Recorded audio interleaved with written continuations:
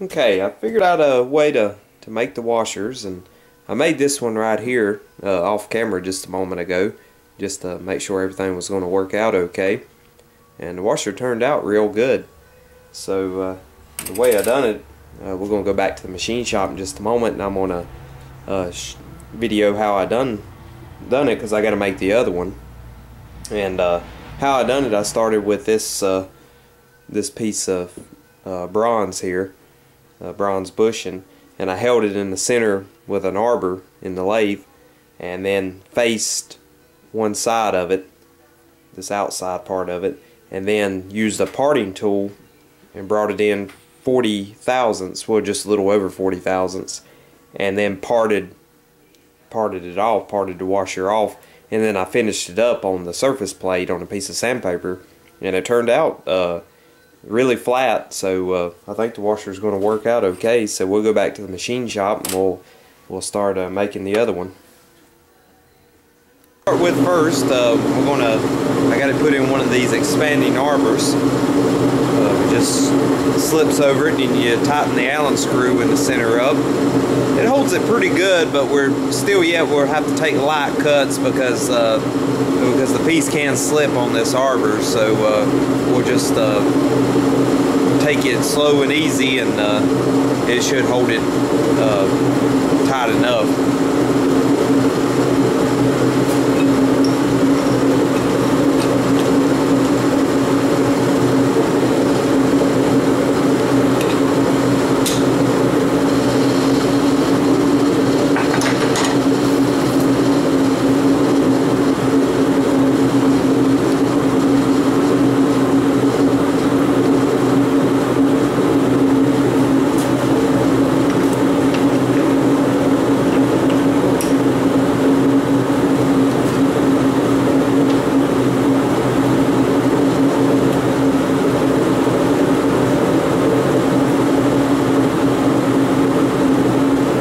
Thing we're going to do, we're going to face it.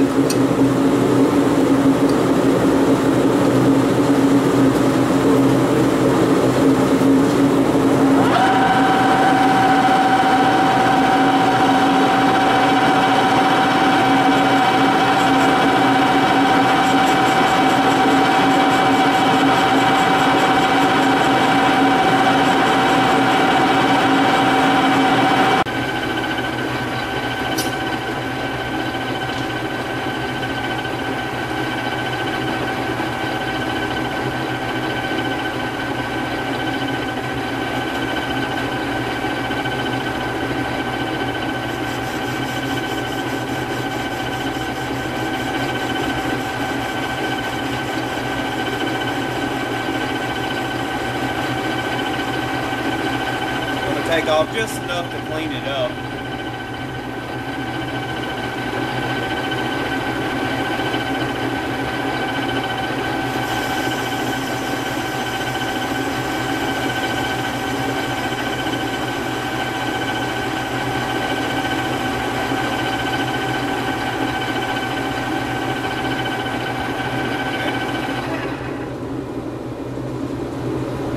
Looks good.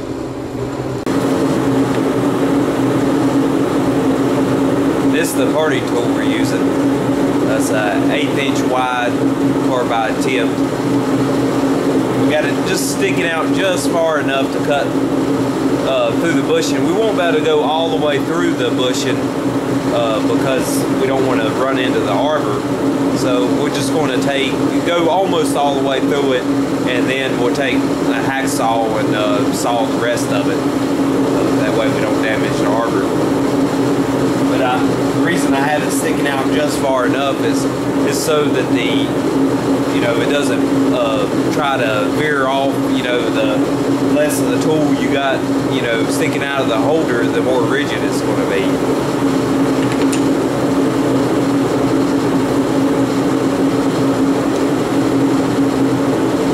What we're going to do, we're going to get it squared up.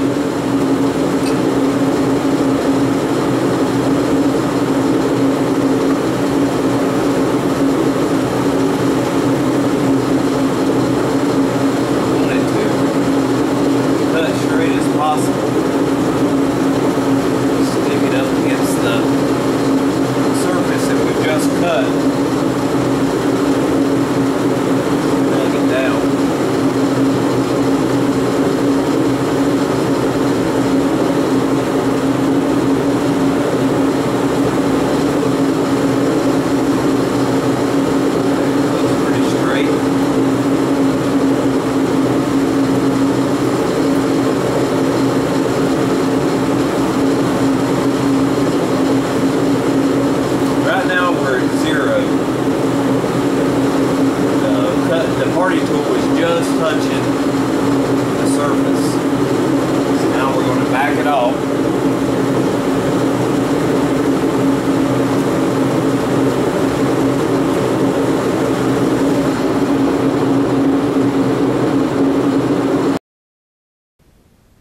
Okay, I wanted to show you this method of using the dial indicator to determine how far to bring the cutting bit in. This works real good. All you have to do is use a magnetic base and just put it on a part of the lathe that that's not that doesn't move with the compost rest. And you can use the your scales right here, but the only thing is the scales, the lines are real small, and sometimes it's easy to to lose track of how far you've actually went in. And plus also you have to deal with backlash. If you went too far, you would have to back it way off, and then go back to your number. But using this dial indicator here, we don't have to worry about backlash. And pretty much the way it works is we're going to bring the cutting bit till it just touches the work, and then we'll zero it off, and then this will determine how far we've actually went in. And plus, if we go too far, like I said, we don't have to worry about backlash, because if you watch the needle though there, even me moving the backlash that's in the lathe, the needle doesn't move, because this reading the true amount that the tool post moves. So the way we're going to do this here, we're going to bring it in.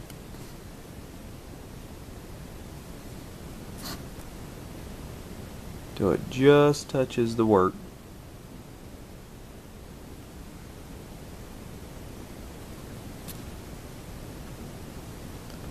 And then we'll crank it out. We'll zero the dial indicator. Okay, first we have to move it in the width of the cutter. And this is an 1/8 inch cutter, which is a 125 thousandths. But I've measured this one, and this one actually measures 124 thousandths. So that's how far we're going to bring it in. And so first we'll start off bringing it in 1 revolution, which is 100 thousandths. Now we'll go 24 thousandths more. That's 20, 24. Okay, now we're perfectly level with the cutter. So now we're going to go in 40 thousandths plus 2. That way we leave a little extra room for us to, to sand, any imperfections on the surface plate. So we'll zero this out again.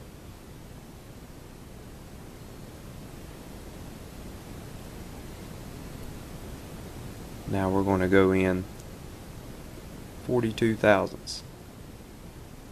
10, 20, 30, 40, 41, 42. Okay. So now we've got the cutter lined up where we need to cut.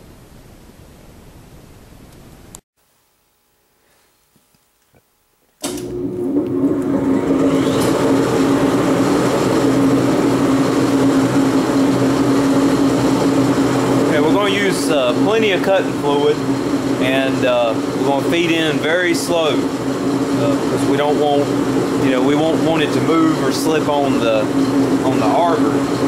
So we'll just feed in very slow.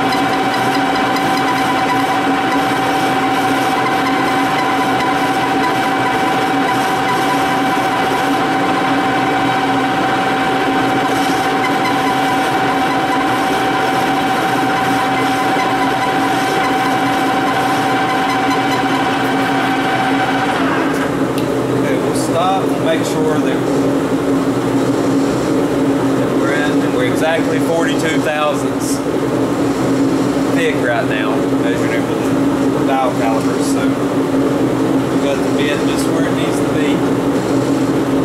We'll finish cutting through it.